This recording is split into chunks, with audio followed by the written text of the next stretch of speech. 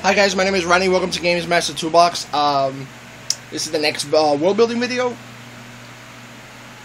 The one I've been dreading to make because this is about geography and climates. The thing is about geography and climates is this is going to help you in your culture and creating monsters. For example, you can have monsters that are along the same evolutionary path if they're on a continent that's all on the same climate zone. And the climate zones are usually, they run parallel to the equator. Usually you can say usually because you got magic and stuff like that that can change that. But for example, you have Asia that runs along, and the environment is it's all pretty much the same.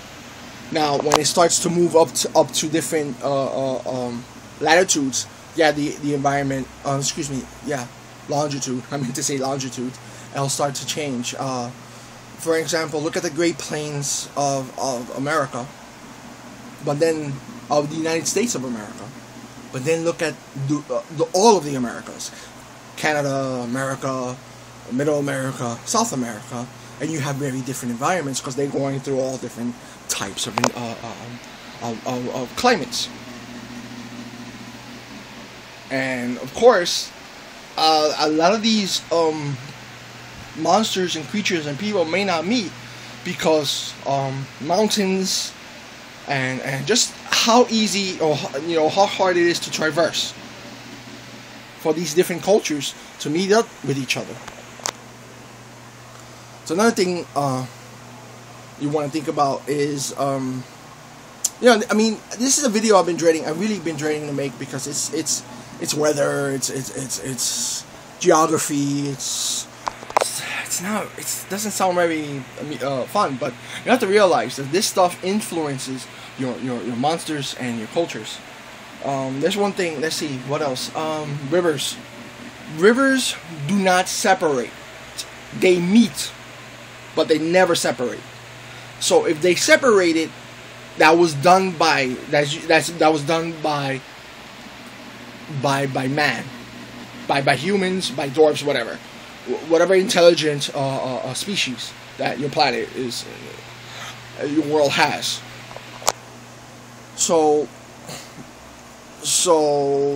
if a plane is getting flooded, then it's probably because these ancient canals built by the previous civilization, they need to be unlocked properly, and the water has to come out in a certain sequence, and they have to do all that research to do this, to be able to do this correctly, or if not, they have to leave.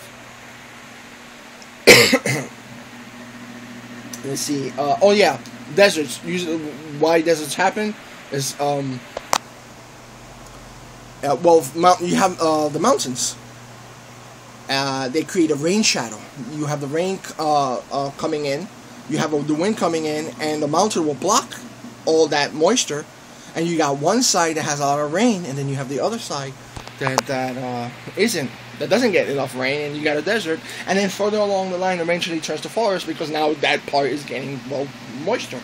And for that, you need to know your how the winds move and stuff like that. Now, again, you don't have to do this. You don't have to know all this stuff, but it's good to know. You look at a map, and you see all of a sudden something. The river separates, and okay, that has to be artificial. Now, if they join, then that's natural. That's supposed to happen.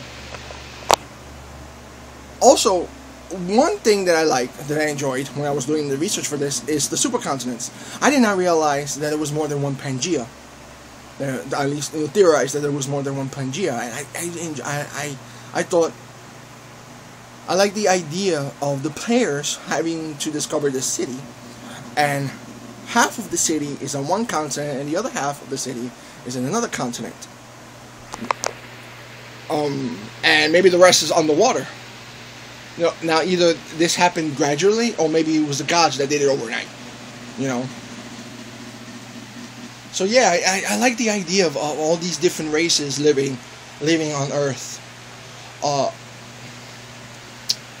And you know, technically, most of these continents, it was not possible for Earth to support life. But you know, it's your world. You can do what you want. So anyway, take care. I'll see you in the next video.